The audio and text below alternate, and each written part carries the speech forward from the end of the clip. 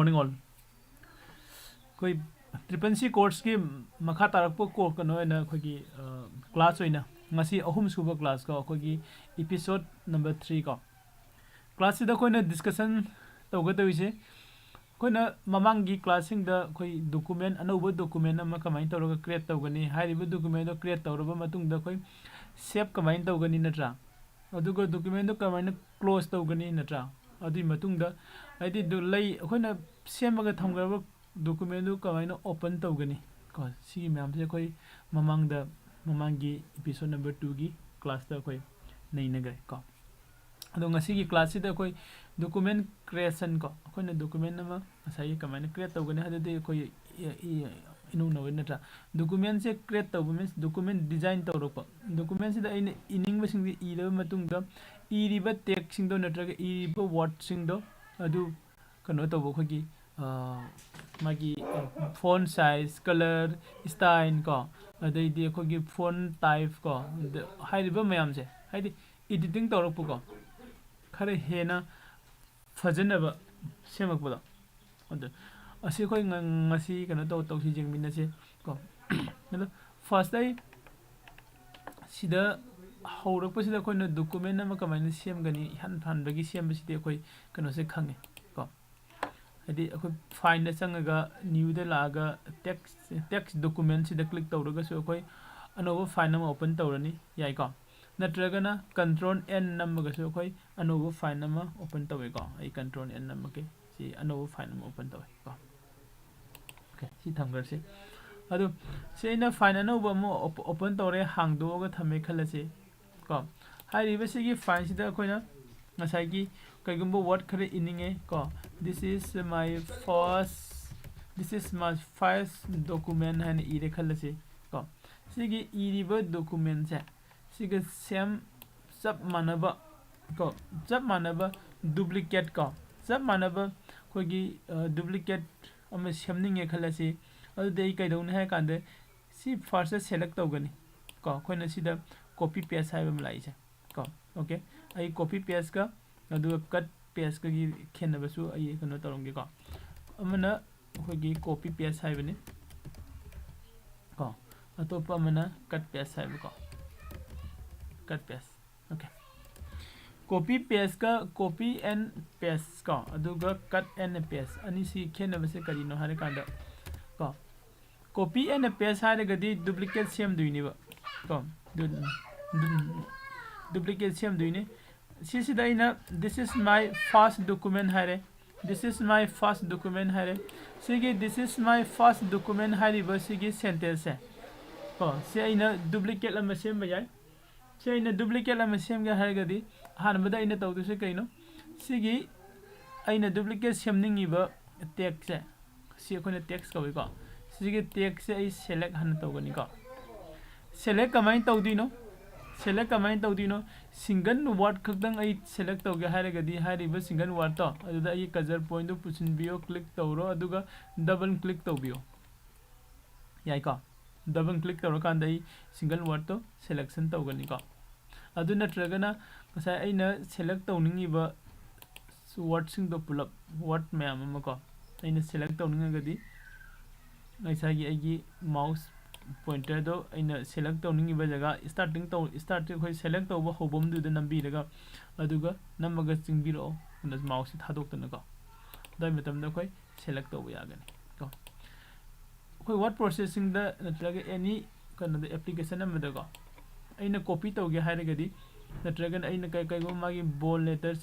something kai go khar tawge hairagadi text ki base da text am da aina kai go khar modify tawge hairagadi hairiba text to natraga word to natraga sentence to natraga paragraph to ai hana select tawrabada ka oi ko text selection ko text selection si text se select hana tawrabada ka oi ko text ina select tawraba matung da aina apamba aina tawni su tawba yani ko okay adu hojai si text this is my first document say select tawre ko ai copy tawge copy tawba se ina ko karina jaake har kanda se sidai just kana si rake ko copy se ko na control ko CTRL control plus C control plus C sina khoi copy tawba yai ko aduga atopa mana control plus control plus V CTRL control plus V sina khoi gi paste oi dui ko shortcut ta natragana edit ta sangbi raga sida ko copy paste cut copy paste play ko aina copy tawge harigadi hariba kano se hana select tawgani ko select tawgani select tawro matungde edit ta sangaga sida copy tawba yai control C paste tawba yai control V cut tawba yai control X yani ko ma'am C sida adu natragana isam samna akoina control C natraga control V na mangjani ado isi select tawre edit ta lae aduga copy tawre si control C ko copy tawgare ai kadai da paste tawse aina paste tawningba jaga du da ai mouse pointer se thambiro kajar point se thambiro kajar point se thamakanda edit ta lao aduga paste namasi paste ko sab manaba thore nra sise akoina duplicate ko copy paste tawse koi duplicate ama sembane aduga topa mana cut paste tawba gi de khoi khange aduga kano tawbagi haidi cut tawbagi di akhona yeng den tra khoina cut tawge haidi control X ko control X tawge haidi cut ni ko sise control X namagadi cut tawbani ko adu cut ka copy ga khenai se kaino hagadi copy tawba haisina duplicate semak pani aduga cut tawba sina kaino pura adi ship taw thorok pai tare sida leiramiba this is my first document haibase aina sidagi cut tawre khalasi aduga sida pura ga paste tawsile paste tawsile sida thore sida mangare ntra sima soi select tawroga ngasagi sidagi cut tawre khalasi sida pure aduga sida mu paste tawsile khalasi ko sida mangare ko ngasagi last oina aina haningi se koina cut paste tawbasina duplicate ama sembane aduga mu cut paste na copy paste tawbasina duplicate ama sembane aduga cut paste tawbasina shift tawthokiba hairiba mafamdagi pura move tawgibni ko sana koina cut copy natragana koi paste ko copy tawraga paste tawba duga cut tawraga paste tawba ani sigi khenaba se myam khangnai natra okay ado koi text selection se su myam khange text selection se koina karigino selection tawrise akoina text selection tawise karigino ha kanda aine any ngasagi text ama natraga word ama natraga sentence ama duda ko aina karigumba khara change tawningba modify tawningba id font hamningba ki mayam da adu tawna bagi koi selection se jamda ka hoy ko koi ms word natraga na koi word processing sida hoina any document number da ina kai gum khar tawninga gadi selection without selection da koi kem da taw ya de ko adu hana koi selection tawgadam are ko adu hoji koi mathang da koi kana si jengsi font color style size and selection phone hana jengsi phone se kai noi ko phone hai se kai noi kan da sida lei se phone style ko si phone style loina ma si phone style member sida gi khoi na apamba phone style sina be ai ko ado ina sigi say suppose this is my first document sida phone style se hamning e khalasi phone style se ina si habe khara different ogi natra asa iramba mung dagi adai dia mu atopa mu haba yengsi ko si mu haba yengsi khadum change tawe natra so na khona agi apamba phone edi iningba mawung do edi agi phone gi kano se mawung dare masak mawung ko style se sida sang ko si change tawe yani ko sigi toolbars da yauri ko gi kan sida predefined hanana define tawraba ko gi phone mayam am yauri ba sigi phone mayam se sida gi khun apamba phone do select tawbiyo aduga nangi apamba phone style do change tawu yagani okay ado next the color ꯑꯩꯒꯤ ꯐꯣꯟꯒꯤ ꯀꯂꯔꯁꯦ ꯑꯩ change ꯇꯧꯒꯦ ꯍꯥꯏꯔꯒꯗꯤ ꯁꯤꯗ ꯑꯦ ꯑꯃ ꯏꯔꯤꯁꯦ ꯎꯕ꯭ꯔꯥ ꯑꯦꯒꯤ ꯃꯈꯥꯗ ꯁꯤ ꯑꯦꯁꯦ ꯁꯤꯒꯤ ꯗ꯭ꯔꯣꯞ ꯗꯥꯎꯟꯒꯤ ꯃꯈꯥꯔꯣꯝꯗ ꯑꯩꯈꯣꯏꯒꯤ ꯑꯦꯔꯣ ꯗꯥꯎꯟ ꯑꯦꯔꯣ ꯑꯃ ꯂꯩ ꯁꯤꯗ ꯀ꯭ꯂꯤꯛ ꯇꯧꯁꯦ ꯗꯥꯎꯟ ꯑꯦꯔꯣꯁꯤꯗ ꯀ꯭ꯂꯤꯛ ꯇꯧꯔꯕ ꯃꯇꯨꯡꯗ ꯑꯩꯒꯤ ꯁꯤꯒꯤ ꯐꯣꯟꯒꯤ ꯀꯂꯔꯁꯦ ꯑꯩꯈꯣꯏ ꯆꯦꯟꯖ ꯇꯧꯕ ꯌꯥꯅꯤ ꯀꯣ ꯑꯩꯅ ꯑꯄꯥꯝꯕ ꯔꯦꯗ ꯑꯣꯏꯍꯟꯒꯦꯔꯥ ꯅꯠꯇ꯭ꯔꯒꯅ ꯁꯦ ꯒ꯭ꯔꯤꯟ ꯑꯣꯏꯍꯟꯒꯦꯔꯥ ꯀꯣ ꯑꯩꯒꯤ ꯑꯄꯥꯝꯕꯅꯤ ꯅꯠꯇ꯭ꯔꯥ ओके ग्रीन ओहलगा थमे को अदो अखोना एनी नसागी खोना हाइदो सिलेक्शन से याम इंपोर्टेंट ओइ करिगिनो अइना सिलेक्शन तौदबदा सी सिलेक्शन अमदा तौदना सिगी आइगी कलर से अइना सिदा ब्लू ऑन थोएबा कदाइदे अप्लाई तौबा कनामथदे अप्लाई तौदि नत्रा को अदुना खोना सिलेक्शन सिसु सिलेक्शन से याम इंपोर्टेंट ओइ सिलेक्शन विदाउट सिलेक्शन दा खोइ केमते चेंज तौबा ngमoi को टेक्स्ट सिंजे ओके नेक्स्ट कोई सिदा फोन की मागी फोन कलर अदे फोन स्टाइल को अदे फोन साइज हाइबम ले फोन साइज से कइनो फोन साइज से आई सिगी टेक्स्ट की साइज है कोइनो फोन आई सी कनो सिनी को कोइ सी टेक्स्ट की आई सिगी टेक्स्ट की साइज से खरा चाखत हनिंगे सी याम पिक गेन खलसे सी खरा चाखत हन गे हाइगदे कइदौनी फर्स्ट दा सिलेक्शन तौगनी अदुगी मतुंग दा आई सिदा चंगबिरो 12 ईडी सिदा फोन साइज ने तंगबिरो अदुगा इन अपाम साइज सिदा मैम डिफाइन तौरगा उबो फंगे को 12 13 20 8 28 हाफ के 28 हाफ का चाखले नत्रा ओके यानी को फोन साइज का माइना कोई सेम गनी खंगे नत्रा फोन की खोगी कलर मसाई ग्रीन होय से कलर से पर्पल कलर हनगे सन ओथोप यानी नत्रा तौबुददि सी हाना सिलेक्शन तौरंगा दोबा को अदुगा आइगी फोन सिगी गर्गी हाबगा जेंगसी को गर्गी फोन का फोन स्टाइल ना सिदगी सेलेक्ट तौरनी फोन साइज ना सिदगी सेलेक्ट करनी फोन कलर ना कलर से हापीरनी यारे को अदैदि अतोपा मना अइना कइगुम सिगी this is my first document आई सिदा कोगी मैनिपुलेशन तौबगी एनी अखोइना सिदा लाइरेबा कोइना टेक्सिंग से एडिट तौनिंग खोनिंग मैम से सिगी मरक सिदा हारिबा सिगी फोन से इना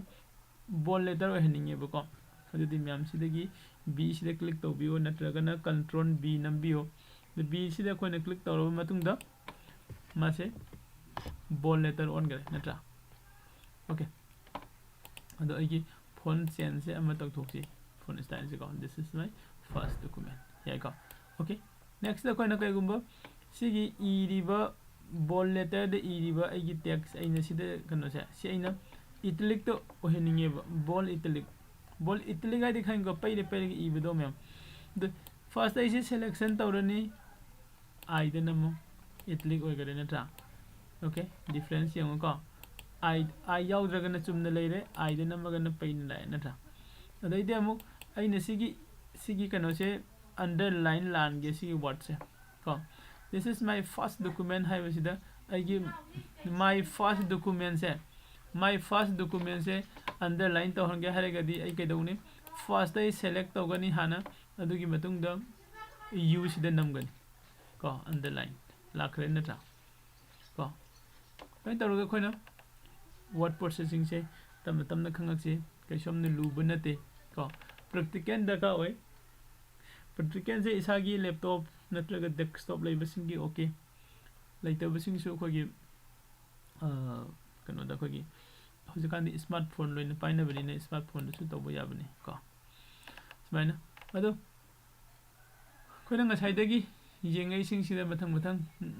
येंगा खरे नत्रा अदुगा सिगी दिस हारिबा वर्ड से आइना मयाइदा फलों का अनिंगे नत्रगना से सपोज अखोइना पैसा अखोगी ऑफर का इरे कांदा 10,000 रुपीस का इरे को 10,000 रुपीस से खोइना से बोल ओहलिंगे फर्स्ट आई सेलेक्ट तौरे नत्रा अदुई मतुंगदा मसागी आइगी प्राइस से 10,000 नत कनो 10,000 ने अदुबो आइगी ऑफर दा 5,000 दा पीरिगा हाय कांदा 10,000 दा मयाइ दा ककपदो को अदाइना अनिंगगदी को अदुसु कोइना सिदगी चेंज सिदगी हाप यानी को से स्ट्राइक थ्रू हाय से सि तौसिला कांदा सिदा लाइरे को फोन साइज का चाहलके कइगनो मैम उननबो को 60 दा लाय ओके उरे को मैम सुमाइना अखोई स्ट्राइक थ्रू तौब यानी अदु अइना मु पामदगदि अमुसु लौथोकपसु यागनि तो अंडरलाइन हाबगना सिदा लेरे नत्रगना कंट्रोल यू नमगसु अंडरलाइन ओइगनि को इटलिक तो ओहलगना आई ओरनी तौबददि फर्स्ट दा अइना सेमनिंगिबा अइना एडिट तौनिंगिबा अइगी टेक्स्ट तो अदु हाना सेलेक्ट तौबिरमु हाब यानी को मैम ओके अदुगा अदुगी मथंगदा अखोई कनोमु येंगसे ngसागी अइना सिदा इरिबा अइगी this is my first document का सिगी डॉक्यूमेंट से अइना मागी टेक्स्ट से हाइलाइट तौनिंगिबा को सिदा अइना टेक्स्ट से माय फर्स्ट डॉक्यूमेंट से अंडरलाइन तौबै ममुहत हाइलाइट तौनिंगिबा को अदुदी अइना अपाम अइना हाइलाइट तौनिंगिबा कलर दो सिदागी खनबियो सिदा संगो को सिदा हाइलाइट कलर को अइना अपाम कलर खनबियो अइ जेलो ग्रीन खलसी को यानी को ग्रीन खले अदुगा अइ कलर से उदरे अदो इसे व्हाइट ओथोके आइसु को व्हाइट ओथोपियो यानी ओके स्माइन तौरगा खोइना ngसागी टेक्स्ट से कमाइने एडिट तौदिनो हाइसे मथंग मथंग मयाम अमा कन लेदि को सिदा तो हजिति आइदि हौरकपदा ngairi स्टार्टिंग ने तो स्टार्टिंग दगी सोइना खर तौरगा मयाम पुन्ना खंगमिनसि को ओके अदो मसीगी खोइना सिदा सेमिबा फाइन से सेव तौरमगे हाइरगदे अखोइ कैदौनी हबा कंट्रोल एस नमगनी सेव तौबा काउबा यादे को कंट्रोल एस नमगनी अदुगा अइना थमनिंगिबा फोल्डर गी मनुगदे चंगानी अदुगा ngasi से डेट क्यानो फर्स्ट को फेब्रुअरी ने को अदुगा अइगी फाइन एक्सटेंशन करी ओइदिनो मखादा चंगबिरो अदुगा डॉक एक्सेस हनोगा सिलेक्ट तौबिरो अदुगा सेव तौसिबि तो हयेंसु कोइना क्लास तौरमदाइदा सिगी फाइन से ओपन तौबदा सुम कनो लाइदमनि नत्रा दो इन ओपन कदाइदै तौदिनो फाइन द चंगनी ओपन द चंगनी अदुगा सिदगी होजिके इन सेव तौगिबदो फर्स्ट फेब्रुअरी सिदा लेरेको फाइन ओपन द तौबिरो अदुगा ओपन तौबा या ओके मैम सिदा क्वेश्चन हंगनिंगबा को दैति होगी एनी कुदिम कोई कमेंट सेक्शन में चंगा कमेंट तौबिरो नत्रगना अखोगी से डिस्कशन मतम म थमगे ने खल्लिको कंप्यूटर की सो अद यावरागा अदुगा क्वेश्चन एंड आंसर सेशन अदुम पुनबा यागनी को अदुम ngasiगidi si soide loisilase aduga hayeng amuk 7:30 da amuk pulase thank you so much